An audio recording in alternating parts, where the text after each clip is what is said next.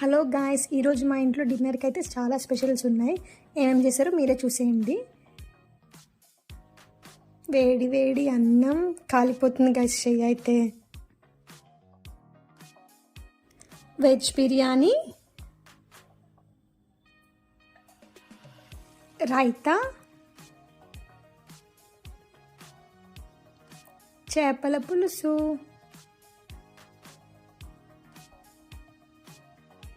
And chicken curry, రొయ్యలు ములక్కాడ curry. ఇదంతా నాన్ వెజ్. వెజ్లోకి వచ్చేస్తే పప్పు, పాలకూర, రసం, అరటికాయ ఫ్రై, అండ్ ఫ్రూట్స్లో ప్రోమోగ్రనేట్, అండ్ స్వీట్స్లో ఏమో లడ్డు ఇంకా కాజా. Thank you for watching.